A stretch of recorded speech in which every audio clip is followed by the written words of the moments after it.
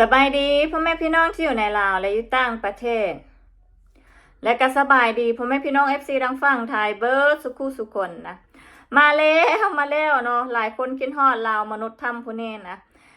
ล่าสุดเราก็ออกมาที่แคบห้อยแล้วเนาะเพชรประกายนะเราได้ออกมาเบ้าถึง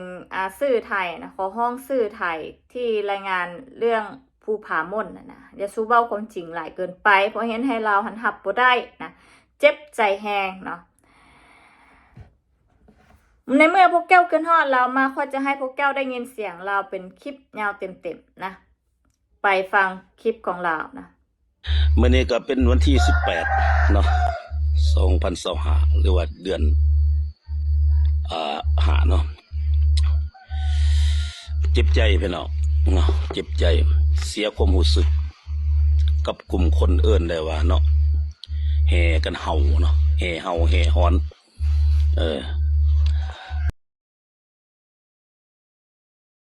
คนหามาเว้าบ่เล่าความเป็นจริงเสียจรรยาบรรณเนาะนักข่าวที่ดีเพิ่นมีหลายเนาะอยู่บ้านไกลเคียงแต่กลุ่มคนไปบ่มีเหตุบ่มีผลบ่มีหลักการสอกแสงแสวงหาสิ่งที่มันหยาบซ่าหรือว่าบ่ดีบ่งามมาทับถมดูถูกดูแคลนคนบ้านเพิ่นสำหรับเฮามารยาทคนดีบ่ว่าพี่ว่าน้องสองกรรมสองฝ่ายเฮาจะยึดถือความจริงและเห็นอกเห็นใจกันยามยากลำบากผู้ข้าจะมาขอเว้าเรื่องคนสองคนนี่เนาะแม่ยิ่งอีหนึ่งปากแวกตะเล่นเต้นแต่ดอกอีหนึ่งแล้วบักหนึ่งก็ว่าสิสวยบ่ต่างหยังกับลูกหมาแต่ลูกหมาขี้เหือนซื้อมันเผาขี้น่ะเนาะบักนั้น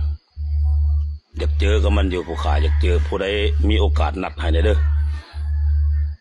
อยากถามว่ามันกินยังอาหารเสริมคุมเพราะว่าคำบอกของมันเน่าเหม็นพวกสองคนเนี่ยเนาะดูถูกดูแค้นศาสตร์บ้านเมืองเพิ่นเนาะยกหามาเว้าเนาะ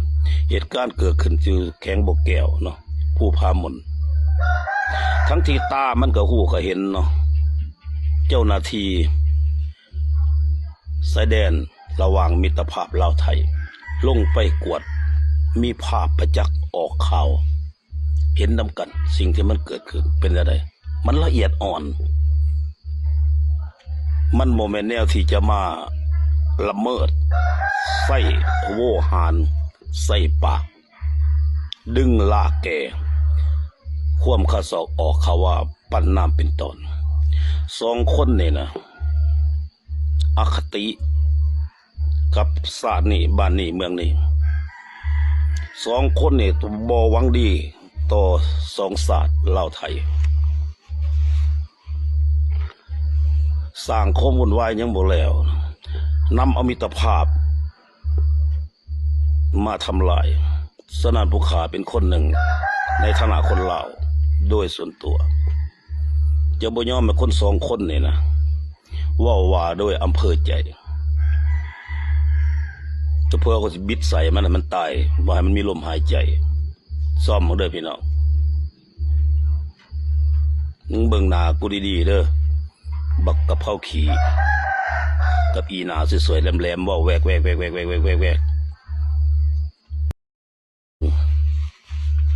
สงสารคนผลพอดีเนาะ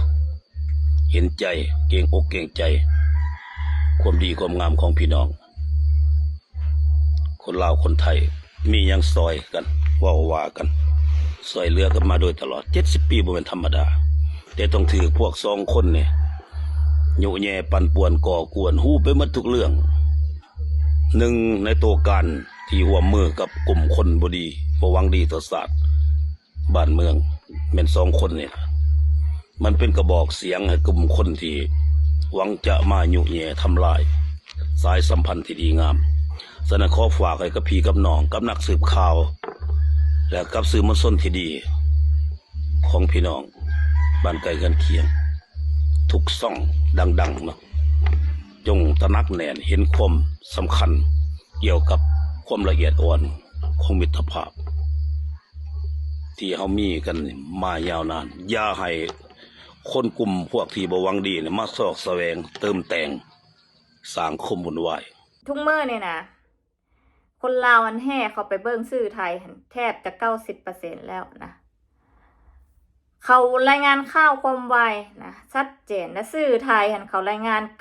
99.99% แทบจะตรงกันนะเขาลาดตระเวนร่วมกันนะแน่นอนว่าถ้าเกิดมีเรื่องเกิดขึ้นนะใกล้เคียงกันนะใกล้กับชายแดนทางประเทศเขาก็ต้องมาลาดตระเวนเพื่อกวดสอบนะว่ามีความสงบบ่มีความเรียบร้อยดีบ่นะมันเป็นเรื่องปกติมันเป็นเรื่องธรรมดานะของสองประเทศระหว่างไทยลาวค่อยมีเรื่องจะให้เจ้าหันไปเบิ่งเด้อนะนี่ข่าวออกมาเนาะว่าชาวบ้านเจียงตองนะผู้ชายหลายคนที่ถูกทหารและตำรวจเข้าไปจับกลุ่มหลังจากที่มีข่าวออกมาว่าสามารถจับโจรหรือว่าจับผู้ต้องหาได้แล้ว1 คนเป็นคนเผ่าเจียงตองนะชาวบ้านเจียงตองเผ่าโม่งนั่นแหละนะไปเจ้าไปสืบเรื่องนี้มาเดี๋ยวข่าวไทยเขาได้ข่าวไปก่อนเขามารายงานข่าวเจ้าจิไปดิ้นใส่เขาอีกนะไปถามเบิ่งว่าเขาจับผู้ชายชาวบ้านเจียงตองนะเมืองปากท่าแข็งบ่อแก้วไปให้หยังนะมีหมายจับบ่นี่และก็จับพวกเขาไปเอาไว้อยู่ไสนะออกมารายงานข่าวประชาชนนะหรือบอกกับไปบอกเขาว่าตั้งโต๊ะแถลงข่าวแน่ว่าเรื่องนี้มันเกิดหยังขึ้นนะไปจับพวกเขาหยังผู้ชายอยู่นั่นนะย่านหยังข้อหาหยังนะเขาเป็นผู้ต้องหาบ่และหมายจับได้หมายค้นจากศาลมีบ่นะไปเบิ่งไปเอามาให้ประชาชนเบิ่งแน่หลายคนก็จะฮู้เรื่องนี้คือคำเว้าของเจ้าหนะที่เว้าว่าเจ้าหันออกมาเว้าให้ทางสื่อทางฝั่งไทยบสุภาพล่ะค่อยจะบอกให้เจ้าเด้อนะคำเว้าของพวกมนุษย์ถ้ำคือพวกแก้วหันเว้าแต่เฮาแต่หอนนะอันนั้นหั่นน่ะมันเป็นคำเว้าของคนที่บ่ค่อยได้เรียนหนังสือนะจบกอไก่กอไข่มานะแล้วได้เป็นนายพวกนี้จะฮู้แต่เฮาแต่หอนนะสุดท้ายก็วนแต่เลิกแต่เฮาแต่หอนนี่นะถ้าเกิดว่าฟังคนอื่นเว้าเอาไปคิดเบิ่งนะแล้วผสมประสานเบิ่งข่าวที่มันออกมันแม่นหรือบ่แม่นก็เว้ากับเขานะเขาบ่ได้ไปด่าเจ้าแล้วเขาก็บ่ไปด่าประเทศลาวเขาแค่เว้านำเสนอข่าวนะว่าเขาลบกับบ้าแดงนะเขาบ่ทันได้ใช้คำหยาบคายซ้ำแต่คำเว้าของเจ้าเว้าออกมาหั่นคนบ่ได้เรียนหนังสือเท่านั้นที่จะเว้าแบบนั้นได้เด้อนะง่ายแล้วนะลดเบาๆเผาๆลงแน่ก็ได้เด้อนะแล้วเจ้าอย่าเฝ้าตุ๋ยไปก้อนเขาล่ะถ้าเบิ่งลดนะได้เห็นความศรีวิไลได้เห็นความเจริญว่ามันที่เจริญหรือว่ามันที่เป็นเนี่ยนะอย่าเฝ้าตุ๋ยก้นเขาเคียนใส่กันฝ่าเฮือนไว้นะว่าสิ่งที่เจ้าเว้าออกมาบอกให้ลูกหลานฉันเบิ่งไว้นะในประเทศลาวมันขึ้นเกย์แบ็กลิสต์แล้วนะเหลือน้อยเดียวในกระทึกแบ็กลิสต์นะจากเรื่องการนี่แหละนะค่าสารเสพติด จากการฟอกเงิน